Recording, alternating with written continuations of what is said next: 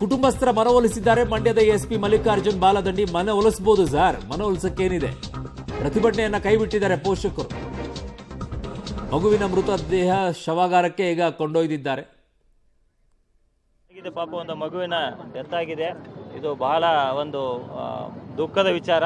ಇದಕ್ಕೆ ವಿಷಾದ ಸಹಿತ ವ್ಯಕ್ತಪಡಿಸಿ ಮತ್ತು ಮುಂದಿನ ದಿನಗಳಲ್ಲಿ ಇಂಥ ಒಂದು ಘಟನೆಗಳ ಮರುಕಳಿಸದಂತೆ ನಾವು ಎಲ್ಲ ರೀತಿಯ ಕ್ರಮಗಳನ್ನು ಕೈಗೊಳ್ಳುತ್ತೇವೆ. ಅದನ್ನು ನಾವು ಇನ್ನೂ ವೆರಿಫೈ ಮಾಡಬೇಕಾಗಿದೆ. CCTVಗಳನ್ನು ನೋಡ್ತಾ ಇದ್ವಿ. ನಮ್ಮ ಸಿಬ್ಬಂದಿಗಳು ಓವರಾಗಿ ಏನಾದರೂ ಬೈಕನ್ನು ಬೀಳಿಸಿದ್ರ ಅಥವಾ ಅವರು ಏನಾದರೂ ತಪ್ಪಿಸ್ಕೊಂಡು ಹೋಗುವಾಗ ಏನಾದರೂ ಸ್ಪೀಡಾಗಿ ಹೋದ್ರ ಅಥವಾ ಇನ್ನೊಂದು ಗಾಡಿ ಏನಾದರೂ ಟಚ್ ಆಯ್ತಾ ಅನ್ನೋದ್ರ ಬಗ್ಗೆ ಇನ್ನೂ ಸ್ವಲ್ಪ ಕನ್ಫ್ಯೂಷನ್ ಇದೆ.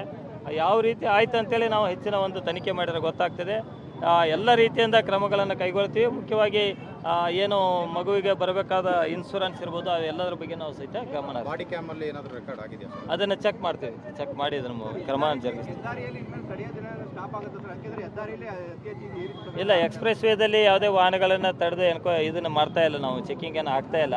ಬಟ್ ಇದು ಸಿಟಿ ಒಳಗಡೆ ಇರುವ ಇದು ಒಂದು ಹಳೆಯ ಹೆದ್ದಾರಿ ಇದು.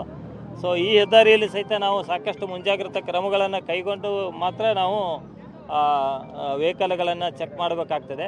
ಈ ನಿಟ್ಟಿನಲ್ಲಿ ನಾವು ಹೆಚ್ಚಿನ ಗಮನ ಹರಿಸ್ತೀವಿ. ಮುಂದಿನ ದಿನಗಳಲ್ಲಿ ಈ ರೀತಿ ಘಟನೆಗಳು ಮರುಕಳಿಸಿದಂತೆ ಎಲ್ಲ ರೀತಿಯಿಂದ ಕ್ರಮಗಳನ್ನು ಕೈಗೊಳ್ತೀವಿ. Thank you.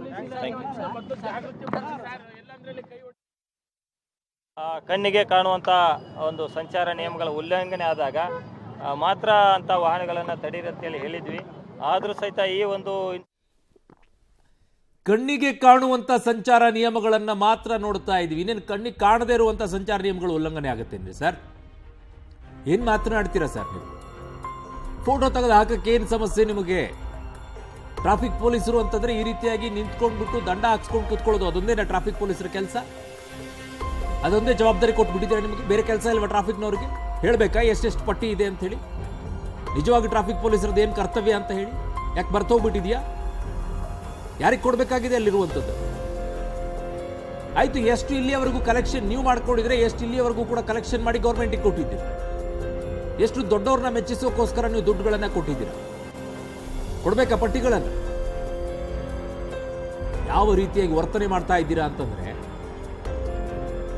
ಕಣ್ಣಿಗೆ ಕಾಣಿಸುವಂತ ಸಂಚಾರಿ ನಿಯಮ ಉಲ್ಲಂಘನೆ ವಿಚಾರದಲ್ಲಿ ನಾವು ಏನ್ ಮಾಡಬೇಕು? ಏನ್ ಮಾಡ್ತೀರಾ? ಸಾಯಿಸ್ತೀರಾ ಹಿಂಗೆ? ಅವ್ನು ನಿಮ್ಮಿಂದ ಅಲ್ಲಿ ನಿಂತಿದಾರ ಅಂತ ಹೇಳ್ಬಿಟ್ಟು ಅವ್ನು ಭಯದಲ್ಲಿ ಅವ್ನು ಓಡೋಗೋಕೆ ಹೋಗ್ತಾನೆ. ಅವನು ಹೆಲ್ಮೆಟ್ ಹಾಕಿರಲ್ಲ, ಅವನು ಮೊದಲೇ ಅವ್ನು ಮಾಡಿರೋ ತಪ್ಪು. ಅವನು ಅದನ್ನು ತಪ್ಪಿಸ್ಕೊಳಕ್ ಹೋಗಿ ಅವನು ಅರ್ಜೆಂಟಲ್ಲಿ ಹೋಗ್ತಾನೆ. ಅವನಿಗೂ ಪರಿಜ್ಞಾನ ಇರೋದಿಲ್ಲ. ಹಿಂದೆ ಬೈಕಲ್ಲಿ ಯಾರು ಕೂತಿದ್ದಾರೆ, ಹೆಣ್ಮಕ್ಳು ಕೂತಿದಾರ, ಮಗು ಕೂತಿದೆ ಅನ್ನೋದು ಕನಿಷ್ಠ ಜ್ಞಾನದ್ದು ಇರೋದಿಲ್ಲ. ಅವರು ಹಂಗೆ ಓಡುತ್ತಾರೆ. ಅದಕ್ಕೆ ತಕ್ಕಂಗೆ ನೀವು ವರ್ತಿಸ್ತೀರಾ. ಅವ್ನು ಬೆನ್ನತ್ತು ಹೋಗೋದು, ಬೈಕನ್ನು ಹಿಂದೆ ಎಳೆಯೋದು. ಬಾಡಿ ಕ್ಯಾಮ್ರಾ ಕೊಟ್ಟಿದ್ರೆ ಎಲ್ಲಿ ಬಳಕೆ ಮಾಡಿದ್ರೆ ಬಾಡಿ ಕ್ಯಾಮ್ರಾನ? ಫಸ್ಟ್ ಸಿಗ್ಬೇಕಾಗಿರೋದು ಬಾಡಿ ಕ್ಯಾಮ್ರಾ ವಿಜುವಲ್ ಅಲ್ವಾ? ಎಲ್ಲಿದೆ ಅದು? ತೋರಿಸಿ ನೋಡೋಣ.